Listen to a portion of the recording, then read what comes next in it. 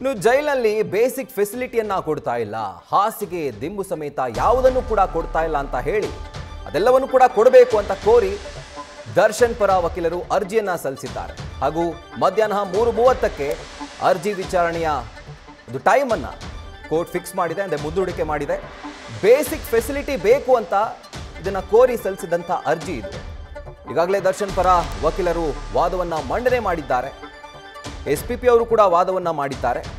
ಮಧ್ಯಾಹ್ನ 3:30ಕ್ಕೆ ಗೊತ್ತಾಗುತ್ತೆ ದಿಂಬು ಸಿಗುತ್ತಾ ಇಲ್ವಾ ಅಂತ ಹೇಳಿ. ಡೀಟೇಲ್ಸ್ ಅನ್ನ ಕೊಡ್ತಾರೆ ನಮ್ಮ ಪ್ರತಿನಿಧಿ ಸಂದೇಶ್. ಈಗ 3:30ಕ್ಕೆ ಡಿಸೈಡ್ ಆಗುತ್ತೆ ದಿಂಬು ಬೆಡ್ಶೀಟ್ ಸಿಗುತ್ತಾ ಇಲ್ವಾ ಅಂತ. ಸಿಗುತ್ತಾ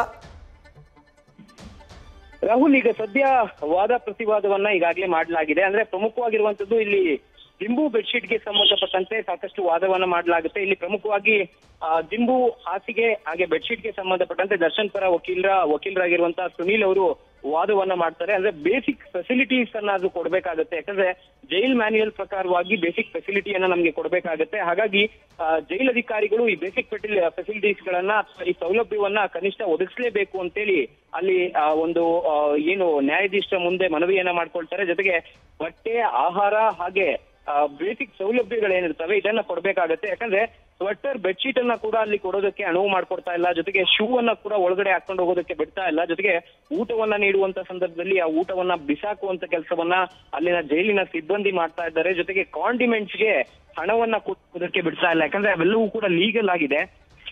ಆ ಲೀಗಲ್ ಆಗಿರೋದ್ರಿಂದನೂ ಕೂಡ ಅದನ್ನ ನಮ್ಗೆ ಅವಕಾಶ ಕೊಡ್ತಾ ಇಲ್ಲ. ಹಾಗಾಗಿ ಕೈದಿಗಳ, ಅಂದ್ರೆ ವಿಚಾರಣಾಧೀನ ಕೈದಿಗಳ ಮೂಲಭೂತ ಸೌಕರ್ಯವನ್ನಾದ್ರೂ ನಮ್ಗೆ ಒದಗಿಸ್ಕೊಡ್ಬೇಕು ಅನ್ನೋ ಒಂದು ಮನವಿಯನ್ನ ಮಾಡಿದ್ರು. ಇದೇ ಸಂದರ್ಭದಲ್ಲಿ ಆಕ್ಷೇಪಣೆಯನ್ನ ಸಲ್ಲಿಸಿದಂತಹ SPP ಪ್ರಸನ್ನ ಕುಮಾರ್ ಅವರು ಇಲ್ಲಿ ಸುಪ್ರೀಂ ಕೋರ್ಟ್ ಜಾಮೀನನ್ನು ರದ್ದು ಮಾಡುವಂತ ಸಂದರ್ಭದಲ್ಲೇ ಪ್ರಮುಖವಾಗಿ ಸಾಕಷ್ಟು ವಿಚಾರಗಳನ್ನ ಮೆನ್ಷನ್ ಮಾಡಿದೆ. ಹಾಗಾಗಿ ಇಲ್ಲಿ ಯಾವುದೇ ಕಾರಣಕ್ಕೂ ಕೂಡ ಈ ಬೇಸಿಕ್ ಫೆಸಿಲಿಟೀಸ್ ಗಳಾಗಿರ್ಬೋದು, ಅಂದ್ರೆ ದಿಂಬು, ಬೆಡ್ಶೀಟ್ ಕೊಡ್ಬೋದು, ಆದ್ರೆ ಆಹಾರ ಇದೇ ರೀತಿಯಲ್ಲಿ ಕೊಡಬೇಕು ಅನ್ನೋದನ್ನ ಹೇಳ್ಬಾರ್ದು ಅನ್ನೋದನ್ನ ಕೂಡ ಮೆನ್ಷನ್ ಮಾಡ್ತಾ ಹೋಗ್ತಾರೆ. ಹಾಗಾಗಿ ಈಗ ಸದ್ಯ ಮಧ್ಯಾಹ್ನ 3:30ಕ್ಕೆ ಈ ಒಂದು ವಿಚಾರಣೆಯನ್ನ, ಅಂದ್ರೆ ಬಳ್ಳಾರಿ ಜೈಲಿಗೆ ಶಿಫ್ಟ್ ಆಗುವಂತ ವಿಚಾರ ಆಗಿರ್ಬೋದು, ಜೊತೆಗೆ ಈ ಬೇಸಿಕ್ ಫೆಸಿಲಿಟೀಸ್ ಗಳನ್ನ ಒದಗಿಸುವಂತ ವಿಚಾರ ಆಗಿರ್ಬೋದು, ಈ ವಿಚಾರಕ್ಕೆ ಸಂಬಂಧಪಟ್ಟಂತೆ ಮಧ್ಯಾಹ್ನ ವಿಚಾರಣೆ ಇದೆ.